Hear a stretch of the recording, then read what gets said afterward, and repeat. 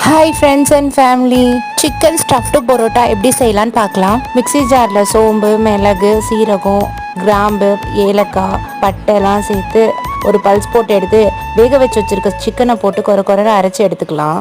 ஒரு பேனில் எண்ணெய் ஊற்றி வெங்காயம், பூண்டு நறுக்கி வச்சதை போட்டு நல்லா வதக்கி எடுத்துக்கிறேன். வெங்காயம் நல்லா கோல்டன் ப்ரௌன் ஆனதும் உப்பு, குழம்பு மிளகாத்தூள், மஞ்சத்தூள், காஷ்மீரி சில்லி பவுடர், மசாலா நல்லா வதங்கினதும் அரைச்சி வச்சிருக்க சிக்கனை சேர்த்து நல்லா வதக்கி விட்டுக்கிட்டு டொமேட்டோ கெச்சப், சில்லி சாஸ் சேர்த்து நல்லா கிளறி விட்டுட்டு ஓரமாக எடுத்து வச்சுக்கோங்க.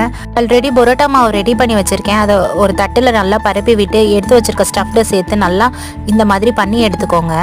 இதே மாதிரி எல்லாத்தையும் ரெடி பண்ணி எடுத்து வச்சுக்கிறேன். எல்லாம் ரெடி பண்ணதுக்கப்புறம் சூடான தோசை கல்லில் எண்ணெய் ஊற்றி 2 பக்கமும் நல்லா கோல்டன் ப்ரௌன் ஆகிற வரைக்கும் திருப்பி போட்டு எடுத்துக்கோங்க. அதுக்கப்புறம் என்னங்க, சூடான சிக்கன் ஸ்டஃப்டு பரோட்டா ரெடிங்க. இதே மாதிரி இன்னொரு வீடியோவில் பார்க்குறேன். பாய்.